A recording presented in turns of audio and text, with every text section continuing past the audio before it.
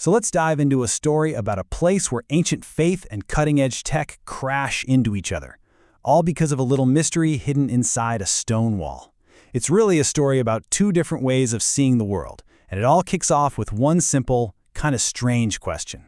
I mean, really think about that. What if a wall wasn't just, stone and mortar, but a surface that could hold on to something, a kind of memory or a presence? This one question is our way into a really deep mystery and into two totally different ways of trying to find the answer. Okay, so picture this. We're in a place called the Monastery of the Perpetual Threshold. It's steeped in old traditions, but it's also got some seriously futuristic technology. And right at the heart of it all is this anomaly, something that confuses even the most advanced monks living there. Now, this isn't some random thing like a faulty heater. For years, the official reports have all said the same thing. This one specific spot on the wall is always, without explanation, just a little bit warmer than everything around it. It's this constant, quiet little oddity that nobody can explain. A mystery that's so old, it's basically become part of the furniture. So how do you solve a mystery like this? Well, the monastery's official approach, it's pure high-tech. And this is the first path we're going to explore for figuring out what's hiding in that wall.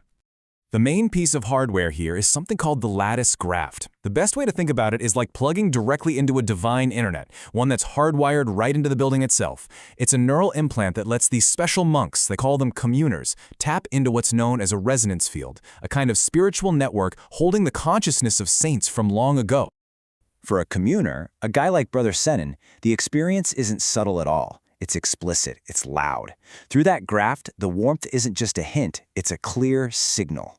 He can feel this low hum, this subsonic vibration. He gets a sense of being watched or attended to, and he can actually pick out the unique signatures of different saints, almost like he's tuning through cosmic radio stations. For him, knowledge is pure, readable data. But there's another way, a much older, much quieter, and completely tech-free path to understanding the wall's secret, and it's all practiced by just one person.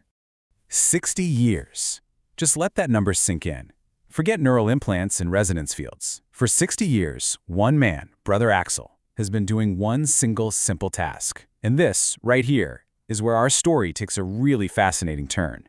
You see, Axel's tool wasn't an implant, it was a polishing cloth. For 6 decades, his job was just maintaining the surfaces of the monastery walls. He wasn't just cleaning, he was paying incredibly close attention.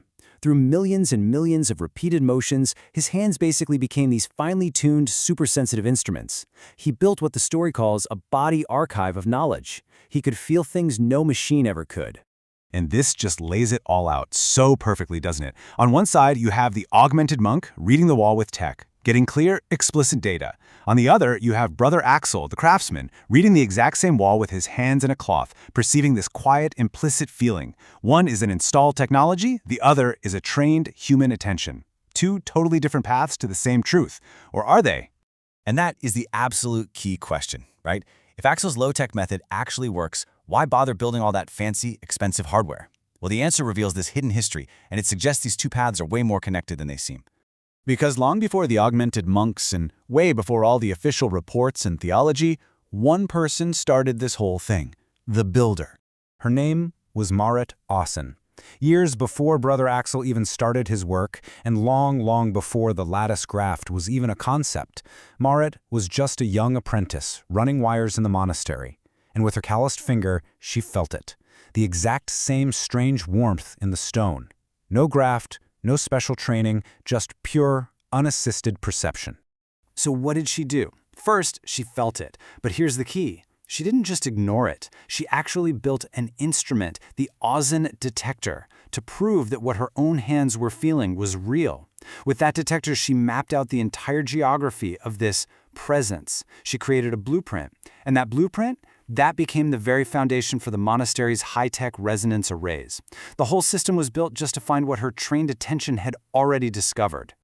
Which brings us to the big idea, the core thesis of this entire story. It's this powerful merging of these two paths that seem so different at first. This is it. This is the whole thing right here. Attention isn't just some soft, fuzzy skill. It is itself a technology. And when you sustain it over decades, like Brother Axel, or with this intense focus, like Maret, well, it becomes an advanced technology. And that just reframes everything, doesn't it? That incredibly sophisticated lattice graph isn't some superior way of knowing things. It's a shortcut. It's a prosthesis for people who just haven't put in the time to train their own attention. It just makes a signal louder, a signal that a trained human can already pick up on their own. So what's the big takeaway here? Well, first, that a personal practice, just like Maret's, can come way before any scientific proof. Human-scale attention can be the first detector.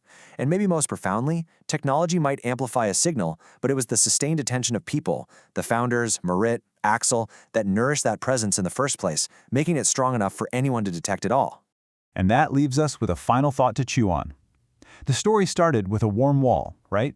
A physical anomaly. But the real question it's asking is about us. In our own lives, surrounded by our own walls and our own routines, what are the subtle signals we're missing? What quiet phenomena are out there, just waiting for the advanced technology of our own sustained attention?